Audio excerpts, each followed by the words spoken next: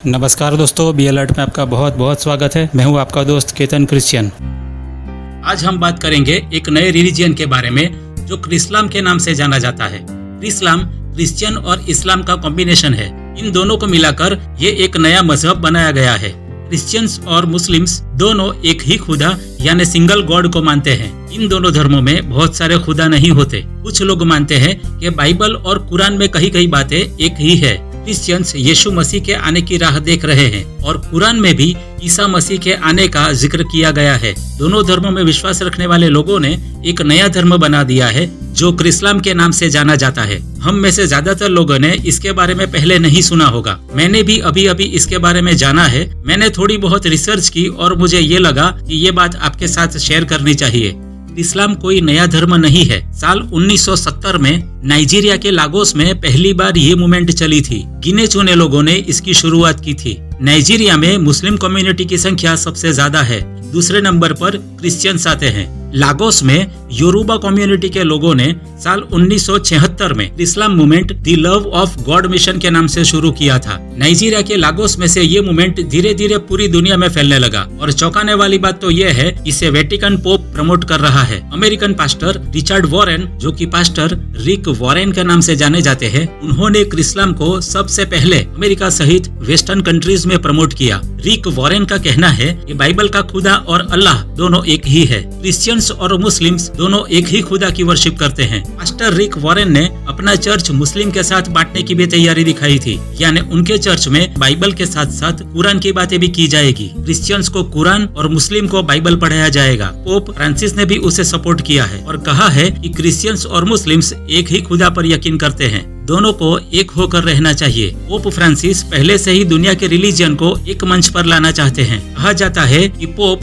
ये सब one world religion के लिए कर रहे हैं, जो कि न्यू वर्ल्ड ऑर्डर का एक हिस्सा है। एक ही दुनिया, एक ही रिलीजन। इजराइल और मिडल ईस्ट में शांति लाने के लिए Abraham accord for peace agreement sign किया गया, जो कि अब्राहमिक रिलीजन को शो करता है। अब्राहमिक रिलीजन में क्रिश्चियंस, इस्लाम और जूडिज्म शामिल है। साल 2019 में पोप फ्रांसिस और सुन्नी वरिष्ठ इमाम शेख अहमद अल तैयब ने अबू धाबी में मानव भाईचारे के ऐतिहासिक एग्रीमेंट पर साइन की थी और अब इसमें यूएन भी कूद पड़ा है। अबू धाबी में इस्लाम को सेलिब्रेट करने के लिए यूएन अंतर्राष्ट्रीय मानव भाईचारा दिवस मनाएगा। ये सेलिब्रेशन 4 फरवरी 2022 में मनाया गया। वन वर्ल्ड ऑर्डर के रिलीजियन क्रिस्लाम को पुश करने के लिए वेटिकन ने अबू धाबी में एम्बेसी खोल दी है, जिसको ननसिएचर के नाम से जाना जाता है। ननसियो का मतलब है हर कोई देश में रहने वाला पोप का प्रतिनिधि और ननसिएचर का मतलब है पोप के प्रतिनिधि का ऑफिस या दूतावास। ये इस्लाम के साथ एकता दिखाने के लिए किया गया है। इस्लाम एजेंडा को प्रमोट करने के लिए किया गया है। वेटिकन ऑफिशियल न्यूज वेबसाइट में बताया गया है कि मोहम्मद अल दुवानी ने कहा है कि ये मानव भाईचारा पूरे विश्व में फैलाया जाना चाहिए। इसके लिए हमें साथ मिलकर काम करना होगा। इंसान और इंसानियत के धर्मों को एक साथ लाने के लिए पॉलिटिकल लीडर्स, रिलीजियन लीडर्स, सबको साथ मिलकर सबको इंसानी भाईचारे के लिए एक मंच पर लाना होगा। पोप फ्रांसिस भी इनसे अग्री है। मोहम्मद अल दुवानी इजिप्ट के अल अजहर मॉस्क और यूनिवर्सिटी के डेप्यूटी इमाम है।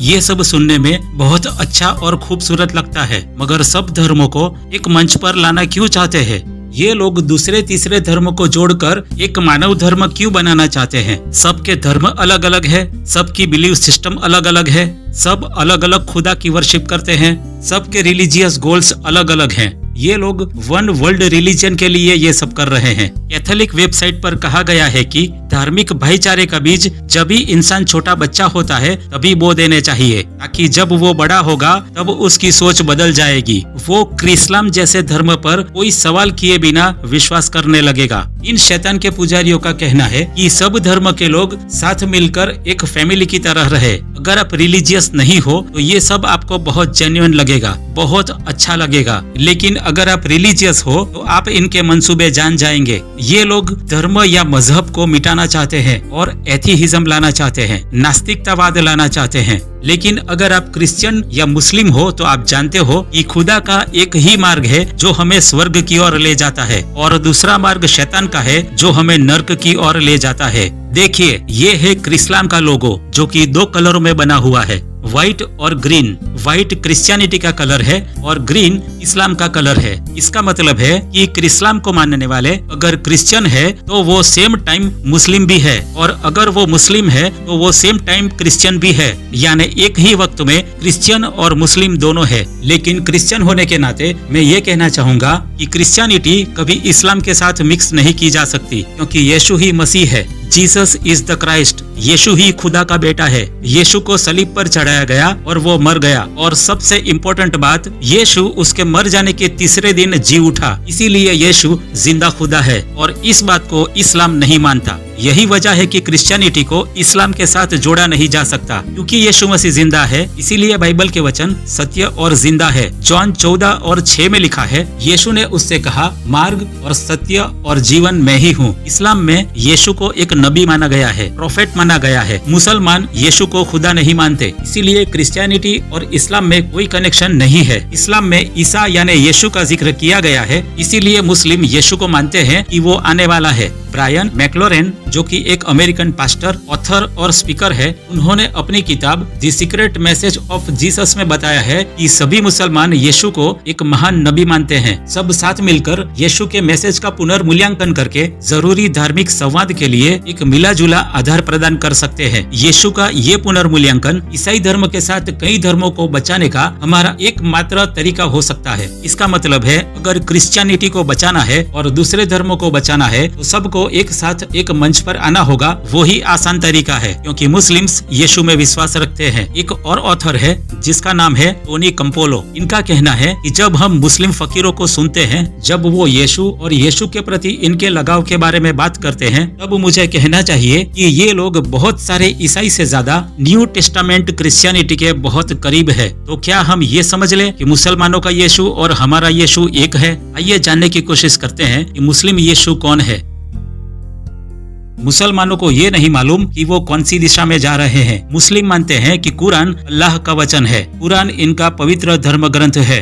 सबसे पहले ये बात क्लियर कर लूं कि मुसलमान हमारा दुश्मन नहीं है। हम हर एक मुसलमान की इज्जत करते हैं, लेकिन जो सच है वो मैं आज आपके सामने लाने जा रहा हूँ। कुरान में बताया गया है कि यीशु एक इंसान था, वो परमेश्वर नहीं था। वो मरा नहीं, वो इलाइजा की तरह स्वर्ग में गया। वो मरा नहीं, इसीलिए वो जिंदा भी नहीं हुआ। यीशु एक इंसान था, एक नबी था। वो इलाइजा की तरह स्वर्ग में गया और अल्लाह के बाजू में खड़ा है और वापस दुनिया पर आने के लिए अल्लाह के हुक्म की वेट कर रहा है। इनका ये बिलीव है, ये मानते हैं कि अंत के दिनों में यीशु का की रोल होगा, जब अल्लाह इनको वापस भेजेगा। वो यानी यीशु वापस आकर हर एक क्रिश्चियन की आंखें खोलेगा और बताएगा कि वो हकीकत में कौन है।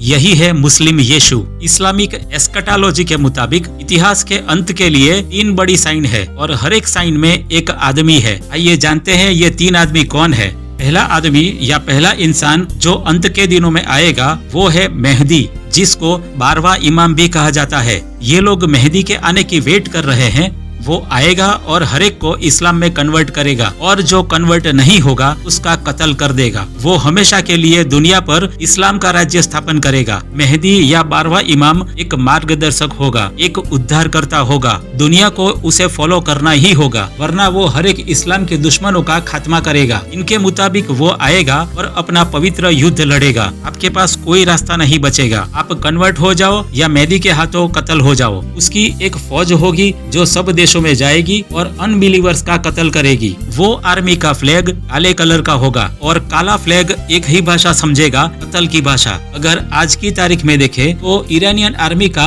ब्लैक फ्लैग है। ये लोग मेहदी के आगमन के लिए तैयार है। ब्लैक फ्लैग आर्मी सबसे पहले इजराइल को निशाना बनाएगी। सारे यहूदियों का कत्ल करके यरूशलेम के टेम्पल माउंट पर अपना राज जमाएगा। होली कुरान के मुताबिक मेहदी वहाँ बारिश गिराएगा, खुशनुमा हवा चलाएगा, हैप्पीनेस लाएगा, संपत्ति बढ़ाएगा, ताकि सब लोग उसे पसंद करें और उसके खिलाफ कोई कुछ नहीं कहे। सबसे पहले मेहदी बचे हुए यहूदी और वेस्टर्न कंट्रीज से 7 साल के लिए पीस एग्रीमेंट करेगा। वो इस्लाम को पूरी दुनिया पर एस्टेब्लिश करेगा। हदीस में लिखा है कि मेहदी सफेद घोड़े पर सवार होकर आएगा, और ये रेवेलेशन 6:1 और 2 में भी बताया गया है। बाइबल में इसका जिक्र क्यों है वो बाद में बताता हूँ। मेहदी मोहम्मद पैगंबर का वंशज है, 12वां इमाम है, असामान्य लीडर है। वो दुनिया पर कंट्रोल करेगा वो न्यू वर्ल्ड ऑर्डर लाएगा, वो उसके विरोधियों को तबाह कर देगा, बहुत देशों को नुकसान पहुंचाएगा, वो यहूदियों के साथ 7 साल का पीस एग्रीमेंट करेगा, वो यरूशलेम में वर्ल्ड इस्लामिक हेडक्वार्टर स्थापन करेगा, वो इतना पावरफुल हो जाएगा कि दुनिया के सब लोग उसे पसंद करेंगे, अपना लीडर कबूल करेंगे। और ये जो पूरा डिस्क्रिप्शन है वो बिल्कुल बाइबल के एंटी क्राइस्ट का है, यानी बाइबल का एंटी क्राइस्ट इनका मेहदी है। इनके मेहदी का डिस्क्रिप्शन एग्जैक्टली मैच करता है बाइबल के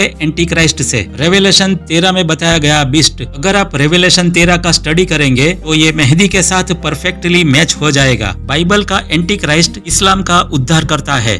दोस्तों, वीडियो बहुत लंबी हो जाने की वजह से इसको 2 पार्ट में बनाने का फैसला किया है। ये पहला पार्ट है और दूसरा पार्ट बहुत जल्द अपलोड होगा, जिसमें मैं आपको दूसरे और तीसरे आदमी के बारे में बताऊंगा। तो दोस्तों, ये तो थी आज की वीडियो। अगर आपको मेरा ये वीडियो अच्छा लगा है तो इसे लाइक कीजिए, अपने फैमिली और फ्रेंड्स के साथ शेयर कीजिए, और अभी तक आपने इस चैनल को सब्सक्राइब नहीं किया तो आपसे विनती है कि अभी आप इसे सब्सक्राइब करें। और मैं अब आपको मिलूंगा अगली वीडियो में, तब तक के लिए प्रेज द लॉर्ड।